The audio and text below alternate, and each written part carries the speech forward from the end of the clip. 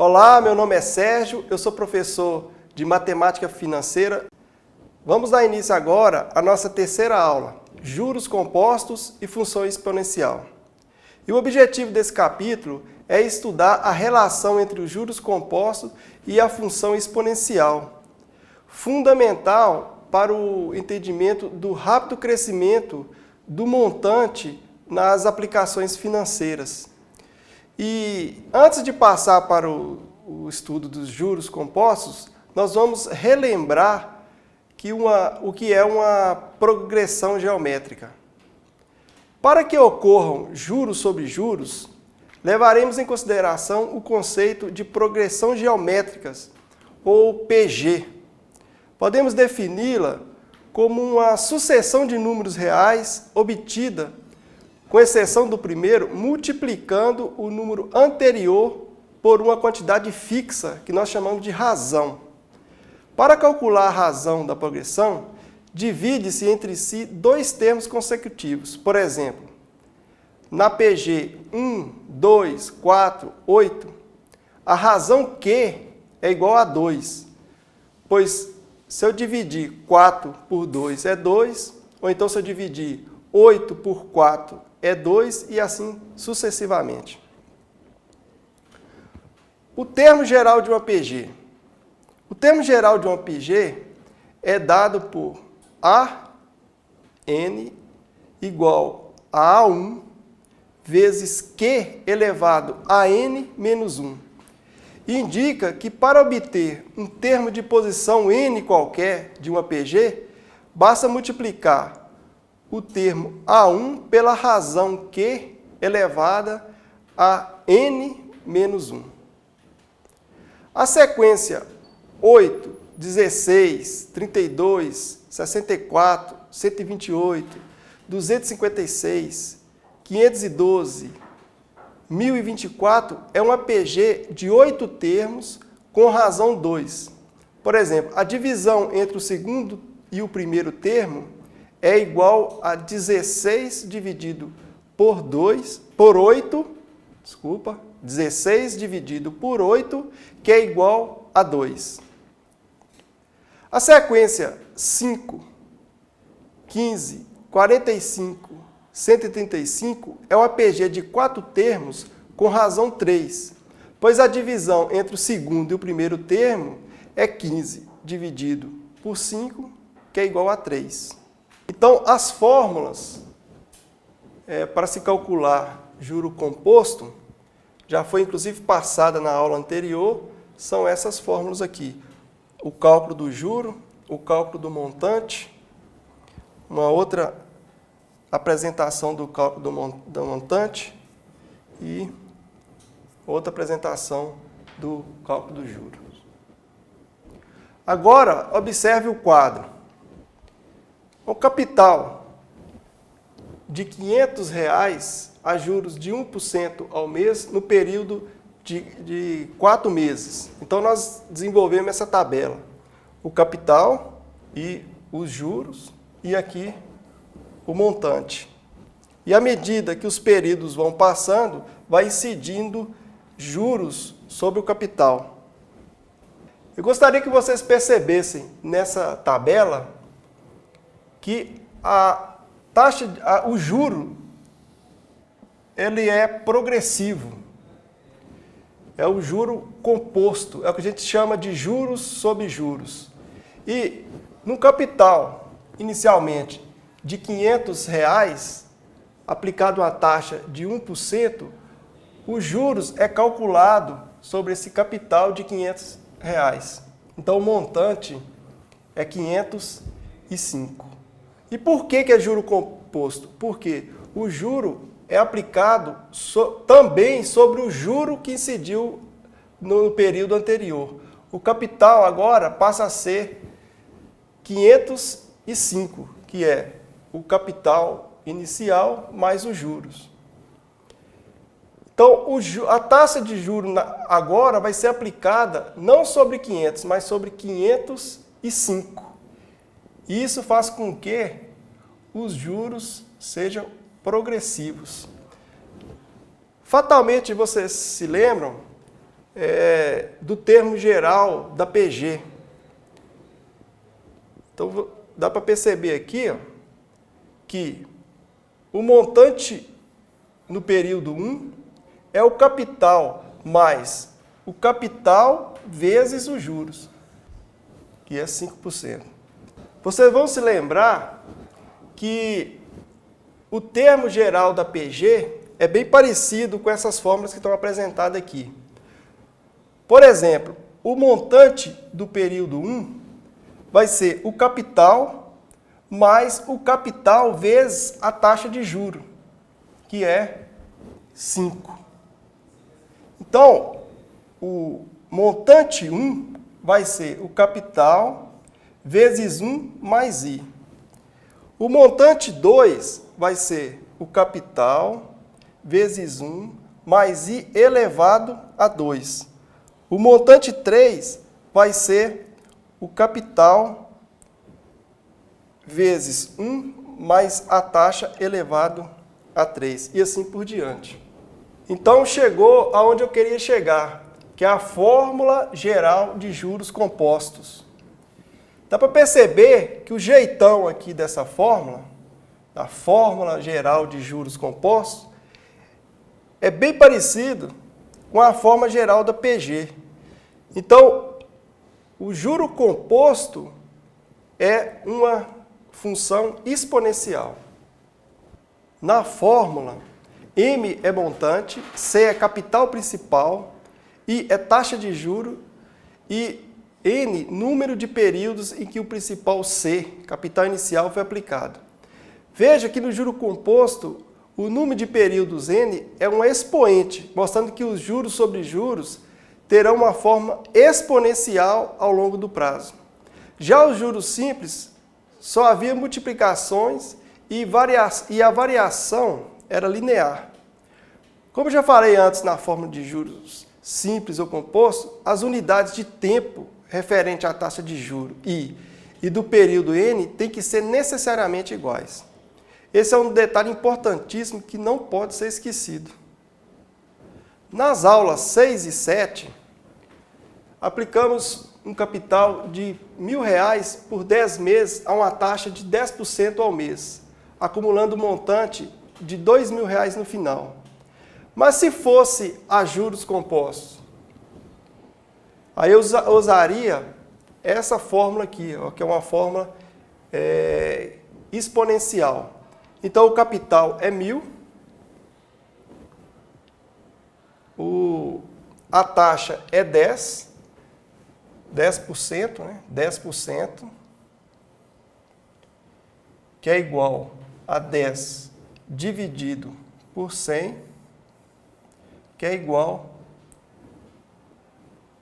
a 0,1. E como a taxa é ao mês e o período também é em meses, aí é só entrar na fórmula direto. Então, desenvolvendo essa equação, nós vamos chegar que o montante no final de 10 meses, aplicado a um capital de R$1.000 a 10% ao mês, no juro composto é R$ 2.593,74, diferente de R$ 2.000, que é do juro simples. Isso, mais uma vez, comprova que a função de juro composto é uma função exponencial. Então, essa é a representação gráfica dos juros compostos. Como não poderia ser diferente, é uma curva, é uma parábola. No caso de juros simples, seria uma reta, que sai de 1.000 até 2.000. Isso aqui é a diferença dos juros entre juros compostos e juros simples.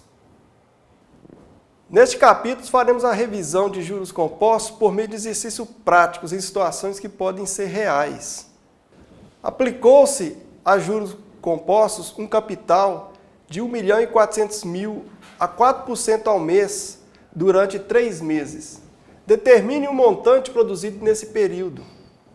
Então, o que a gente vai usar é essa fórmula aqui, ó, porque nós estamos tratando de juros compostos. Então, o capital é 1.400.000. A taxa de juros é 4% ao mês. O período, 3 meses. Não preciso trabalhar as unidades, porque todas as duas apontam para meses. Então, qual que é o montante? Aí eu desenvolvo essa fórmula, C vezes 1 mais I elevado a N, e chego à resposta que o montante é 1.574.809,60. Veja que 4% é igual a 4 dividido por 100, que é igual a 0,04. Isso aqui a gente tem batido bastante, porque é importante, tem que entrar na forma com o número fracionário. A que taxa ao mês esteve aplicado em uma caderneta de poupança um capital de R$ 1.440 para em 2 meses produzir o montante de R$ 1.512,90? Então, novamente, a fórmula que a gente vai usar é a fórmula de juros compostos. Sendo que o capital é 1.440, a taxa de juros é o que a gente está procurando, o período, 2 meses, e o montante, R$ 1.512,90. Então, eu desenvolvo essa fórmula aqui e chego a taxa de juros, que é 2,5%. Quando usamos juros simples e juros compostos? A maioria das operações envolvendo dinheiro utiliza juros compostos. Estão incluídos compras a médio e longo prazo, compras com cartão de crédito, empréstimos bancários, as aplicações financeiras usuais como caderneta de poupança e aplicações em fundo de renda fixa. Os bancos utilizam os juros compostos, é o modo dessa instituição lucrar com a concessão de crédito, financiamento. Todas as operações bancárias envolvem juros e riscos. As operações de baixo risco rendem pouco juro e as de alto risco rendem mais juros, por se tratarem de juros compostos. Raramente encontramos uso para o regime de juros simples. É o caso de operações de curtíssimo prazo e de processo de desconto simples de duplicatas. Tal fato ocorre quando o risco de se emprestar dinheiro e não receber o pagamento pela dívida, como o risco de uma pessoa ou empresa contrair uma dívida alta e não poder pagar, as instituições financeiras optam por regime mais rentável de cobrança de juros. Em resumo, a relação entre os juros e progressões, em um regime de capitalização a juros simples, o saldo cresce em progressão aritmética. Em um regime de capitalização em juros compostos, o saldo cresce em progressão geométrica. O gráfico a seguir mostra a relação entre os juros simples e compostos de modo comparativo. É o que eu já mostrei antes. O juro composto é uma curva, é uma parábola, e o juro simples é uma reta. Taxas equivalentes, nominal e efetiva. Veja essa citação. No mercado financeiro brasileiro, mesmo entre os técnicos executivos, reina muita confusão quanto aos conceitos de taxa de juros, principalmente no que se refere às taxas nominais, efetiva e real. O desconhecimento generalizado desse conceito tem dificultado o fechamento de negócios pela consequente falta de entendimento entre as partes. Dentro dos programas dos diversos cursos de matemática financeira, existe uma verdadeira poluição de taxa de juros. Vamos aprofundar, então, nos estudos da questão com maior profundidade e verificar qual seria a melhor definição para as taxas e aplicações no mercado de finanças. Duas taxas, I1 e I2, como por exemplo, taxa ao ano e taxa ao mês, são equivalentes e aplicadas ao mesmo capital P durante o mesmo período de tempo, através de diversos sistemas de capitalização, se produzirem o mesmo montante final. Sendo assim, em um ano, a relação entre taxa mensal e anual é expressa por 1 mais IA igual a 1 mais IM elevado a 12, ou seja, a taxa anual e taxa mensal. Ocorre que, pelo fato dos juros serem em regime composto, a conversão entre semestre e ano não é exatamente o dobro de. No nosso exemplo, a taxa semestral de 8% não é igual a 2 vezes 8. Veja aqui, qual a taxa anual equivalente a 8% ao semestre? Então, a taxa anual equivalente a uma taxa de 8% ao semestre. Em um ano, teremos 2 semestres. Então, substituindo na fórmula, 1 mais a taxa anual é igual a 1 mais a taxa semestral elevado a 2. 2 representa a quantidade de semestre dentro do ano. Então, desenvolvendo essa equação aqui, a gente chega à conclusão que a taxa anual é 16,64. Se fosse juros simples, essa taxa seria de 16% ao ano.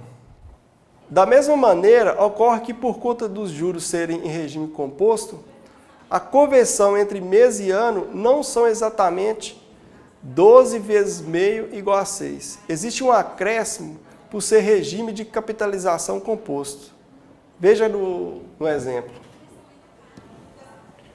Qual a taxa anual equivalente a 0,5% ao mês? Então, o período é a quantidade de vezes que mês cabe em ano. Então, são 12 meses. Então, desenvolvendo essa equação aqui, a gente chega ao resultado da taxa anual de 6,16%. Novamente, diferente da taxa para juros simples, que seria de 6%. Taxas nominais. A taxa nominal é quando o período de formação e incorporação dos juros ao capital não coincide com aquele a que a taxa está referida. Veja alguns exemplos. 340% ao semestre com capitalização mensal. Semestre mensal. 1.150% ao ano com capitalização mensal. Ano mensal. 300% ao ano com capitalização trimestral. Então, vamos para um exemplo. Qual o montante de um capital de R$15 mil no final de um ano com juros de 12% ao ano por trimestre? Então, vamos à solução. O principal, 15 mil, o período, 1 ano, a taxa, 12% ao ano no trimestre. Então, um ano possui 4 trimestres.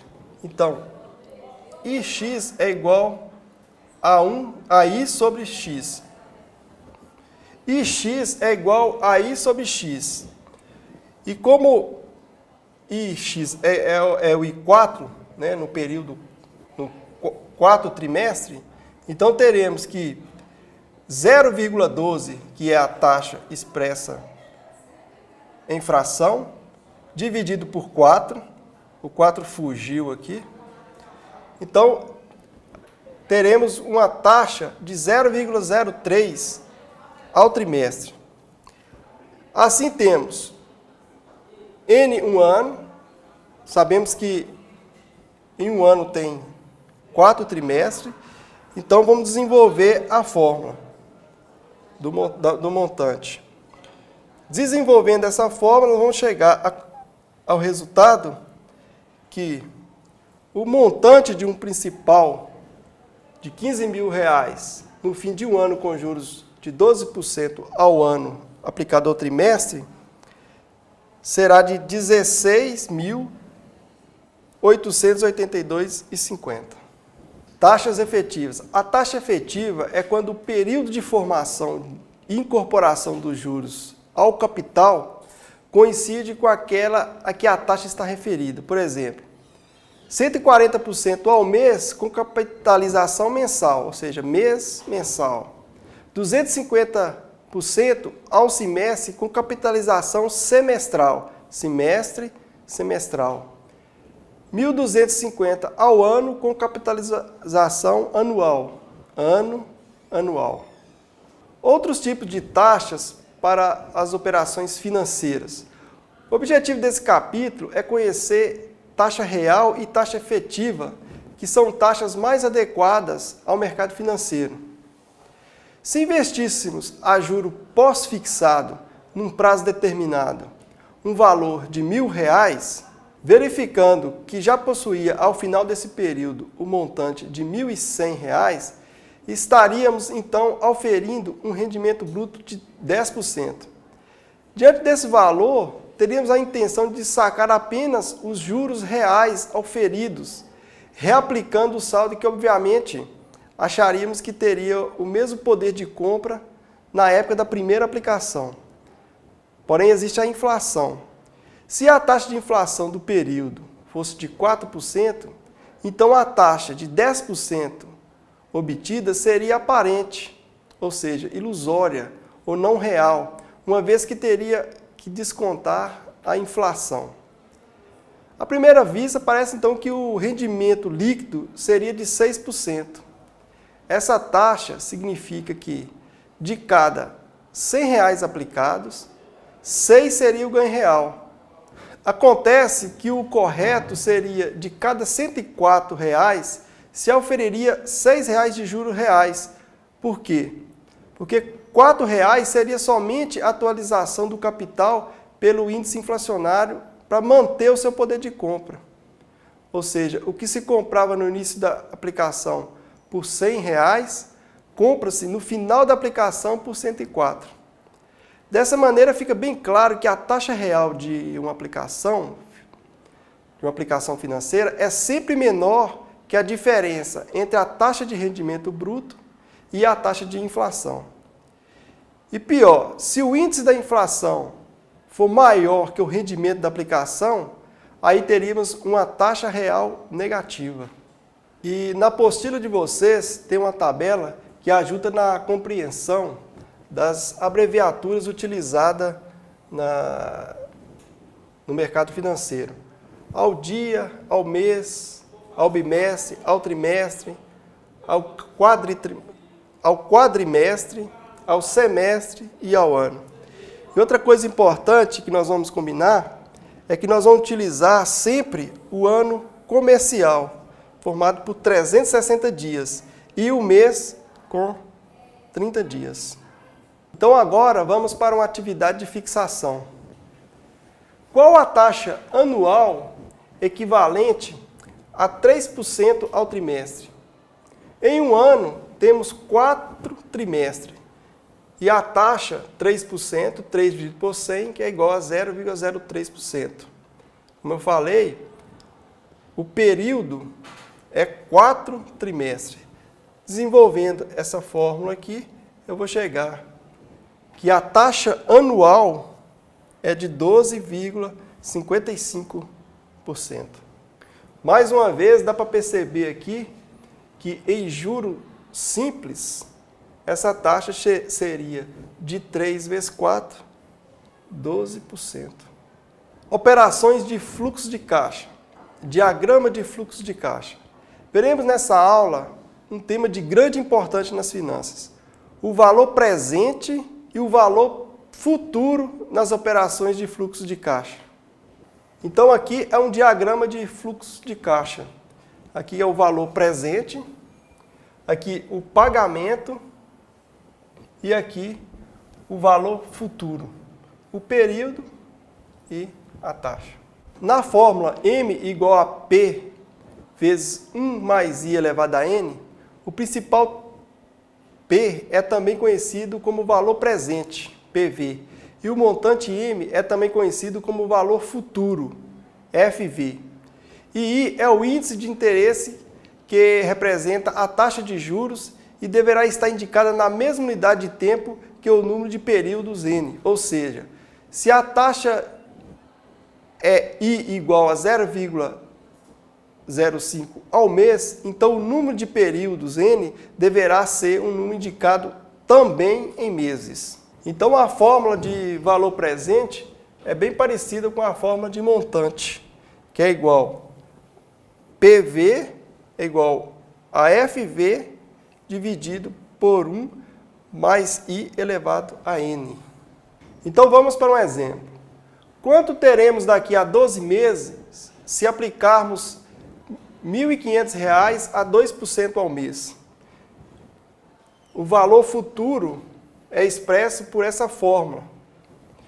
Então, desenvolvendo essa fórmula, eu vou chegar que o valor futuro que teremos daqui a 12 meses se aplicarmos R$ 1.500 a 2% ao mês é R$ 1.902,36. Um outro exemplo é quanto teremos daqui a 24 meses se aplicarmos R$ 1.000 a 0,65% ao mês. A mesma forma usada para calcular o valor futuro, nós vamos desenvolver essa fórmula e chegar ao valor de R$ 1.168,23. Séries de pagamentos. Esse estudo busca o entendimento das operações financeiras que envolvem pagamentos ou recebimentos parcelados.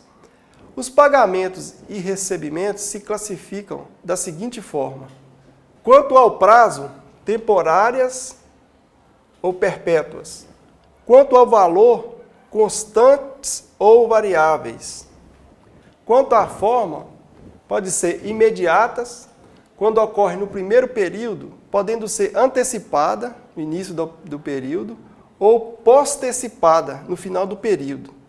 E pode ser também diferidas, operações com carência, podendo ser antecipadas ou postecipadas.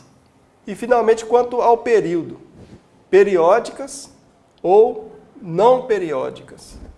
Operações postecipadas. Caracteriza-se como sendo as operações em que o vencimento da primeira prestação é no final do período. Um termo usado no mercado para essa operação é a primeira só daqui a 30 dias. O gráfico mostra a compra de um bem no instante zero e suas prestações vencendo a partir da primeira, isso é, série postecipada. A primeira parcela tendo início após o fim do primeiro período. Isso aí é uma operação postecipada. As fórmulas para realizarmos essa operação são essas aqui. É o valor presente e a prestação ou o pagamento. Mais uma vez, vamos usar um exemplo para explicar melhor a operação postecipada. Qual o valor das prestações que serão pagas mensalmente se uma TV que custa R$ 690 à vista fosse vendida em 10 vezes a taxa de juros de 5% ao ano? Então, eu vou desenvolver a fórmula de pagamento. Isso aqui é o valor presente, isso aqui é a taxa de juros, isso aqui o período. Desenvolvendo, eu vou chegar ao valor da prestação de R$ 89,36. Um outro exemplo é quanto custaria à vista uma mercadoria que foi comprada em 8 vezes a taxa de 3,7% ao mês e prestações mensais consecutivas e postecipada de R$ 733,47. Mais uma vez, vou desenvolver a fórmula e chegar a um valor de R$ 5.000. Então, a mercadoria custaria à vista R$ 5.000. Então, o preço no instante zero ou no ato é de R$ 5.000. Então, vimos nessa aula um tema de grande importância na finança, que é o valor presente e o valor futuro nas operações de fluxo de caixa. Sendo que o valor presente é o valor do principal da aplicação e o valor futuro é o valor do principal que, depois de terminado o tempo e acrescido de juros, geram o montante da aplicação. Então, chegamos ao fim da nossa videoaula, a videoaula número 3. Agradeço a participação de todos e espero contar com a participação na próxima videoaula. Muito obrigado.